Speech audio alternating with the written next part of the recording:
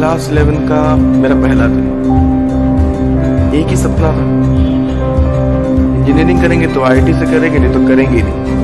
वही बायोलॉजी वाले भी यही बोल रहे थे, डॉक्टर बनेंगे तो एम्स से, नहीं तो बनेंगे ही नहीं।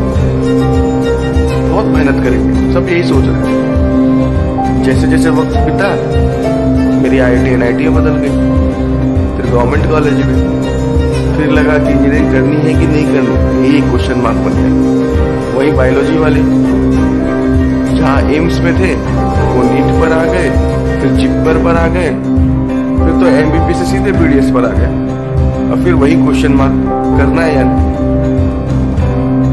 गलती किसी की नहीं थी, गलती हम लोगों की थी। लोग गाना गा रहे थे, जेई तो टफ होता है, एम्स तो कोई निकाल ही नहीं सकता, और हम यही सोचते थे हाँ भाई टफ होता है। जो पढ़ते थे बड़े बड़े इंस्टीट्यूट्स में, उनका कहना यह था कि भाई 10 घंटे 12 घंटे पढ़ते हैं, नंबर भी अच्छे आ जाते थे उनके। लोगों का तो ये भी मानना था कि जो एम्स में टॉप करते हैं, जो जेई में टॉप करते हो तो भगवान होते हैं, तुम तो तुच्छ प्राणी हो, तुमसे कैसे होगा।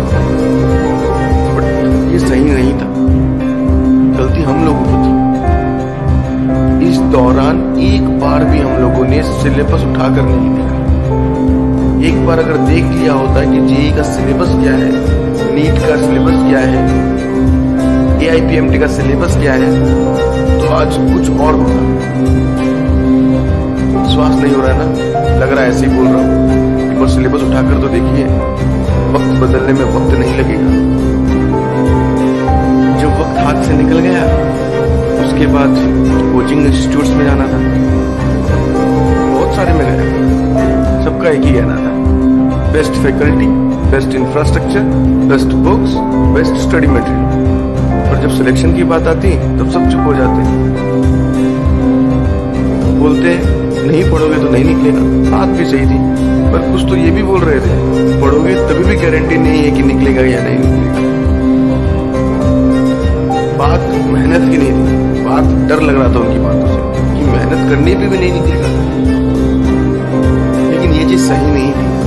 कभी आपने सोचा है कि एक इंस्टीट्यूट में 100 बच्चे पढ़ रहे होते, उसमें से एक अचानक से टॉप कैसे कर जाता है। आप देख लो, हर एक इंस्टीट्यूट में से 1 2 3 बच्चे ऐसे होते हैं जो निकाल लेते हैं, बाकी नहीं निकाल पाते। फर्क पता है क्या होता है? सोच का फर्क होता है। बाकी ये सोचते रहते हैं टफ है, दूसरों को बोलते रहते हैं टफ है, और वो जो बच्चा होता है वो निकाल लेता है, क्योंकि उसको टफ से मतलब नहीं है, उसको डॉक्टर या इंजीनियर फ्रॉम आईटी या एम्स से मतलब है। और हमें किससे मतलब है? टफ से। प्रॉब्लम पता है कहाँ होती है? लोग डराते हैं और हम डरते हैं। बात सही भी है, अगर नहीं डरोगे तो कोचिंग इंस्टीट्यूट में क्यों जाओगे? खुद सोचकर देखिए, 12 साल का बच्चा सत्यम जेई पास कर सकता है अच्छे नंबर से, तो आप नहीं कर सकते? 12 साल का बच्चा था। हमने तो 11th 12th पढ़ ली है, फिर से एक बार पढ़ने जा रहे हैं। आप सिलेबस उठाकर देखिए।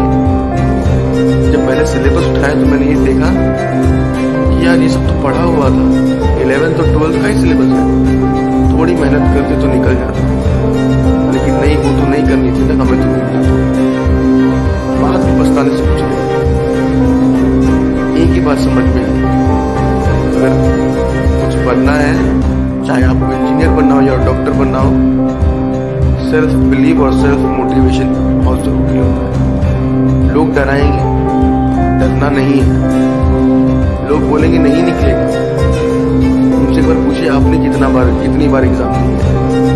हमें जो डराते हैं ना, वो हमारे साथ ही पढ़ते हैं, और उन्होंने एक बार भी एग्जाम नहीं दिए, पर वो रट लगाते हैं कि टफ है टफ है टफ है। जब आप पढ़ते तो आपका मजाक उड़ाते हैं। पता है क्यों? उन्हें डर रहता है कहीं आप ना निकल जाओ। बातों पर ध्यान दोगे तो क्लास ही में रह जाओगे, नहीं दोगे तो टॉपर की लिस्ट में दिख जाओगे। मैंने बहुत सारी गलतियां की थी, सिलेबस नहीं देखा, प्रीवियस ईयर पेपर सॉल्व नहीं किए, एनसीईआरटी तो कभी खोली ही नहीं। जब तैयारी करोगे तो पता चलेगा कि मैक्सिमम क्वेश्चन आपके एनसीईआरटी से आ जाते हैं। लेकिन वो तो शुरुआत से ही सुनने में आता है, इससे तो घटिया आज तक बनी नहीं। लेकिन सब गलत था, जो सुनते हो ना सब गलत है। बात एक ही सही है कि जो टॉप करता है वो भी इंसान है, वो भी उन 100 बच्चों के बीच में बैठकर पढ़ता है, जहाँ पे किताबें बाकी पढ़ते हैं। फर्क सिर्फ सोच का होता है, खुद पे विश्वास रहता है कि नहीं यार निकालना है, अपना एम अलग है। टॉपर्स में और आप में एक ही डिफरेंस रहेगा, वो करेंगे और आप सोचेंगे। अगर सोचते रह जाओगे तो कुछ नहीं कर पाओगे, और अगर करने लग जाओगे तो बहुत कुछ कर पाओगे। सिलेबस देखना, सारे टॉपिक्स आपके पढ़े हुए, बस समझने की दरकार है और थोड़ी मेहनत करनी पड़ेगी। कैसे नहीं निकलेगा, सबका निकलता है, आपका भी निकलेगा। दूसरों की बातों पे थोड़ा कम ध्यान दीजिए और अपने ऊपर ज्यादा ध्यान दीजिए। हिस्ट्री उठाकर देखिए, कई ऐसे बच्चे जो 12 तक नहीं पढ़ते थे सडनली IIT में टॉप कर गए। क्या पता अगली बार आपका भी नाम आ जाए।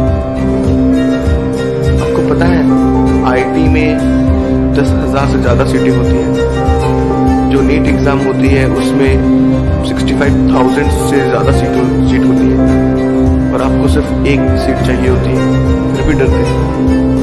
सबसे चौंकाने वाली बात आपको पता है, JEE मेंस का कट ऑफ हर साल गिरते जा रहा है, और लास्ट टाइम 2017 में उसका कट ऑफ 81 तक आ चुका है।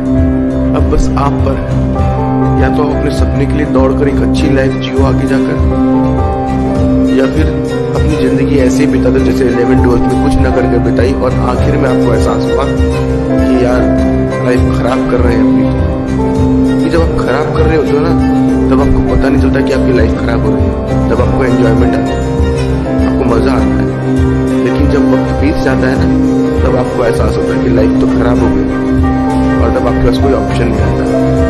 आप बहुत खुश नसीब कि अभी आपके पास एक मौका है JEE मेंस और AIPMT का। लगा दो अपना 100%, रिजल्ट तो 100% आएगा। डरने की जरूरत नहीं है, डराने की जरूरत है। इसको, एग्जाम्स को। मुझसे सिर्फ एक ही गलती हुई थी, मैंने लोगों की बातों पर ध्यान दिया, और जब एहसास हुआ तो सिर्फ 2 महीने बचे हुए थे। बट उन 2 महीनों में भी मैंने अंडर प्रॉपर गाइडेंस एक इंटेंसिव मेहनत की, और West Bengal joint entrance examination में एक डिसेंट रैंक ले लिया, सिर्फ 2 महीनों में। आपके पास तो पूरा साल है। JEE बड़ी आसान चीज है, AIPMT बहुत ही आसान चीज है, बस जज्बा होना चाहिए। हमारा एम, हमने जो सपना देखा था ना, वो सिर्फ सपना था, कभी उसको पूरा करने के लिए हम लोगों ने कुछ नहीं किया। अभी भी वक्त है, करके तो देखिए, जमाना झुक जाएगा। और ये मजाक नहीं है, सच है।